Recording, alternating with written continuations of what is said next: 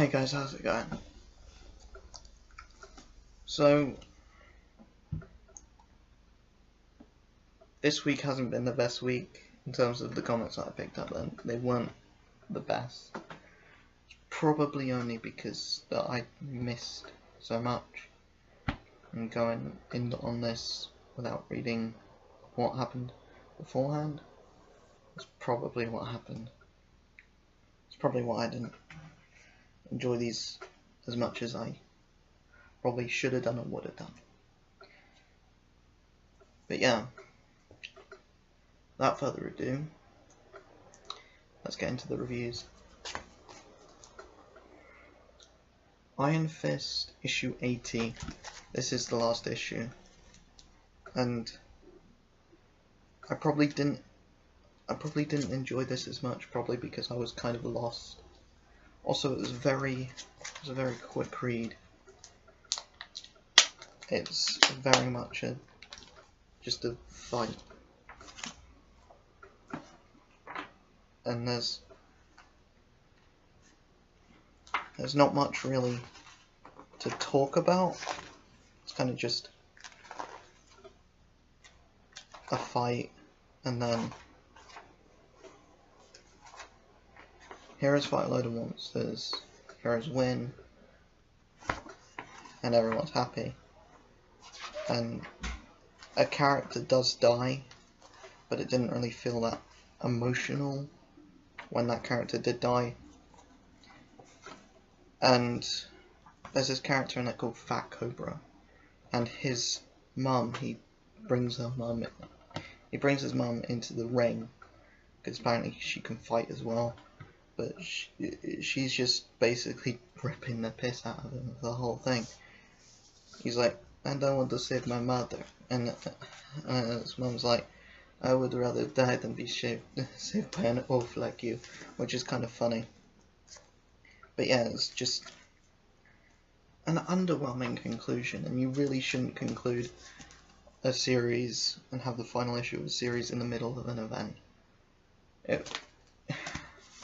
You just shouldn't. It's not bad in any means, it's just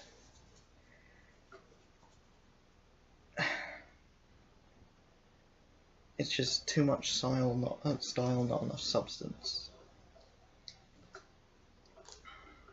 Next we have Falcon issue 7. This is a bit better, and it's probably the best issue of Falcon yet, because, well, we have Falcon fighting a threat that's more within his pay grade. He's fighting Deacon Frost, and he's actually got Blade with him. But it does feel like this is less of a Falcon book, more of a team up of all the black superheroes, because we have Falcon, Misty Knight makes an appearance, and Blade is almost in it more than Falcon is. And it doesn't really seem like Falcon is all that important in his own book. He seems more like a side character in his own series. Deacon Frost is very threatening as a villain. I'd like to see how Falcon goes up against him in the next issue. Apparently the next issue is supposed to be the final issue. Be interesting to see how that goes. But the cover is very nice. If it didn't have that featuring Blade, then the cover would be amazing. But yeah. The thing is, the story and the way the story goes is so good, but the writing for it is so bland. The two issues of Donny Cates' Doctor Strange. I reckon this would have been really good if I'd have gotten the rest of the series. This would probably be really good once I filled in the gaps, or once I pick it up in trade. But as of now, I'm only getting half of the story, not even that. But yeah, it's really good,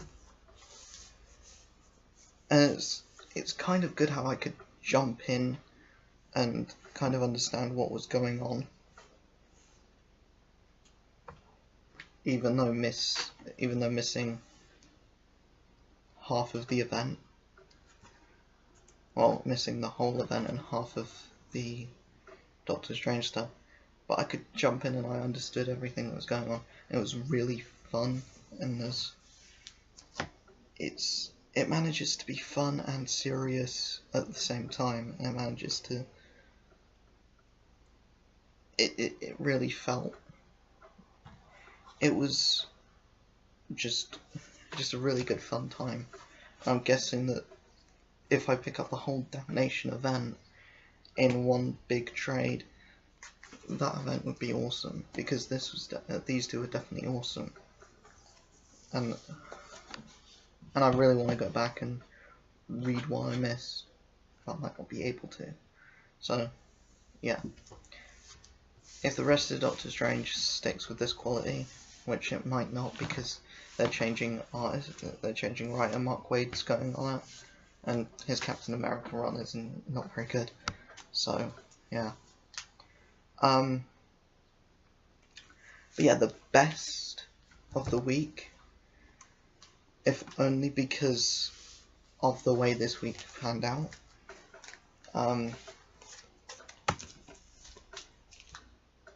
Amazing Spider-Man issue 798, 799. I reckon issue 800 is going to blow me away. I really think it will.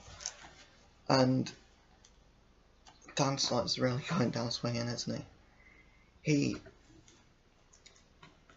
This isn't the best that I've seen Dan Slott write. Dan Slott has definitely done better, but it's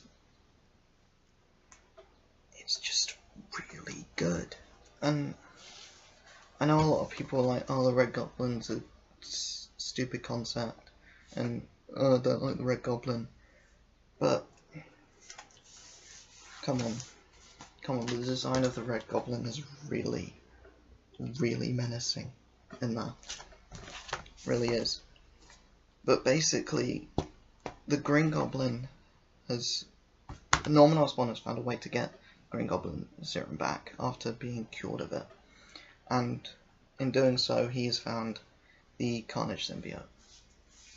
So he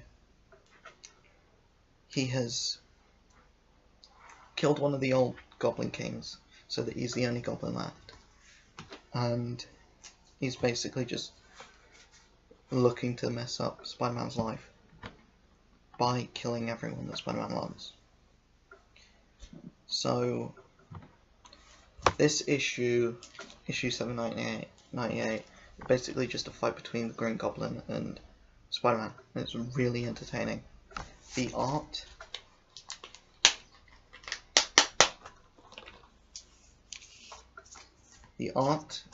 is really, really good by Stuart Eminem. It's really, really good. Let's see if I can just find that page. There. It's just great art, and it does. If there's anything that I don't like, it feels like there's not a lot of tension, because Robbie Robertson literally says, oh, the Daily Bugle gets attacked all the time, we prepare for stuff like this on a daily basis. So yeah, when the Red Goblin actually shows up, when he does put the Carnage symbiote on, it looks amazing. I know a lot of people say it's either you love it or you hate it, and I love it. I really love it. But just look at that. If that does not frighten you, I don't know what will.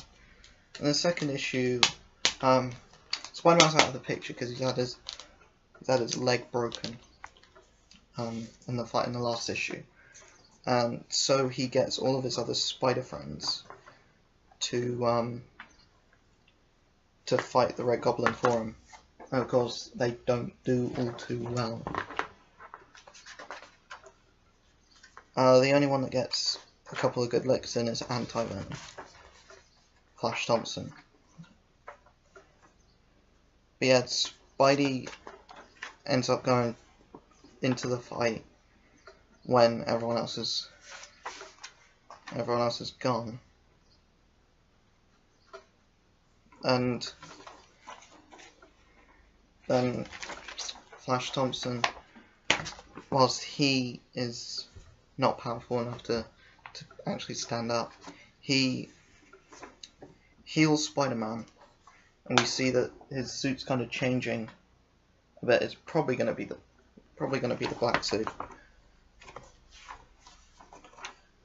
and we see Norman Osborn, who is tormenting his son Harry Osborn. Basically just grabs his grandson and turns his grandson into the next Red Goblin. Yeah. I am super hype for issue 800 now, because there's just so much that they could do in the next issue. Just Dan Slott, I know your run kind of fell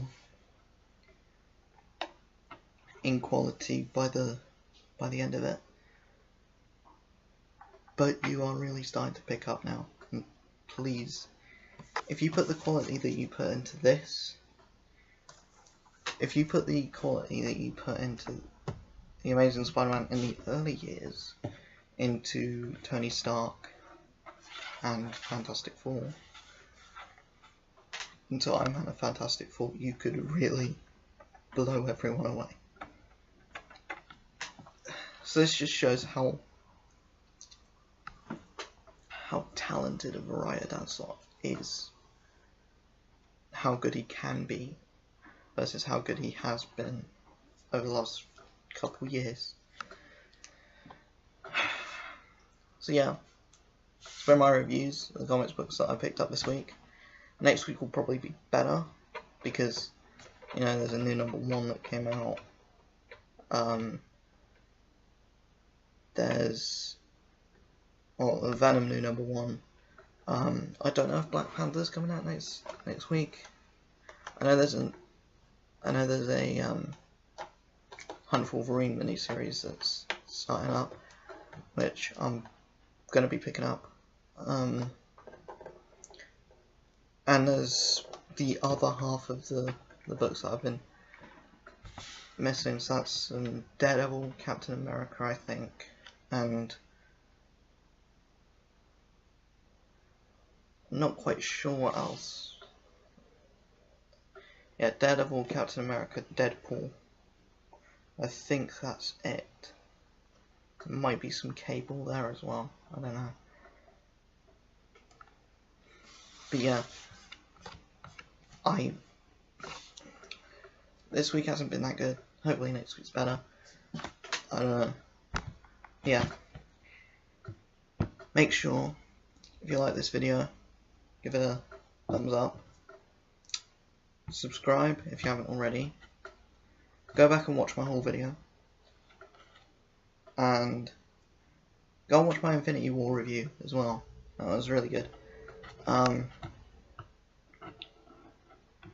Yeah, if you like this video, please give that a thumbs up. Please subscribe, hit the notification bell if you haven't already. Share this video with family and friends. And I will see you in the next video. Until then, all I want. Peace.